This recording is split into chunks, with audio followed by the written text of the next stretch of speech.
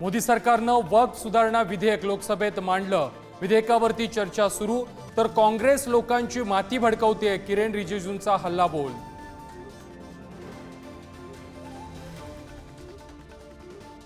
वक्फ सुधारणा विधेयकाचा हिंदुत्वाशी संबंध नाही। उद्योगपतींसाठी वक्फच्या जमिनींवरती डोळा। संजय राऊतांची केंद्रावरती टीका। भूमिका माध्यमात नाही सभागृहात मांडणार असल्याचंही केलं स्पष्ट। सत्तेच्या खुर्चीसाठी काही जणांनी हिंदुत्व सोडलंय। ठाकरेंच्या शिवसेनेच्या भूमिकेवरती शिंदेसेना आणि भाजपचं टीकास्त्र। चुलत्याच्या कृपेनं माझं बरं चाललंय। बीडमधील कार्यकर्ता मेळाव्यामध्ये अजित पवारांचं वक्तव्य, तर बीडमधील वाळू राख खंडणी गँगला सुतासारखं सरळ करायचंय, दादांचा इशारा।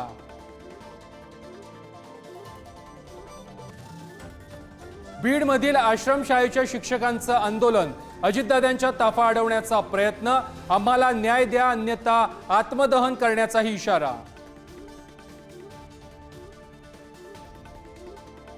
राज ठाकरेंच्या गंगा नदीवरील वक्तव्यावरून दादरमध्ये शिंदेची शिवसेना मनसे आमने सामने। समाधान सरवणकरांकडून मनसेला डिवचण्यासाठी बॅनरबाजी। मनसैनिकांचा संताप, पालिका अधिकाऱ्यांनी बॅनर हटवला। मुंबई हायकोर्टामध्ये आज दिशा सालियान प्रकरणी सुनावणी। केस रिओपन करून चौकशी करण्याची दिशाचे वडील सतीश सालियान यांची मागणी, तर वकील ओझांकडून न्यायाधीशांच्या कार्यक्षमतेवरच प्रश्न। स्टँड अप कॉमेडियन कुणाल कामराचा पुन्हा एकदा सत्ताधाऱ्यांवर निशाणा। राजकीय शस्त्रानं कलाकारांची मुस्कटदाबी आणि अभिव्यक्ती स्वातंत्र्याचा गळा घोटण्याचं काम सुरू। एक्सपोज करत कामराची टीका।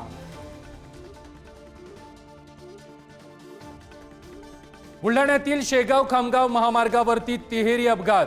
खासगी बस, एसटी बस आणि 4 चाकी गाडीचा अपघात। अपघातामध्ये 5 जणांचा मृत्यू, 24 जण जखमी।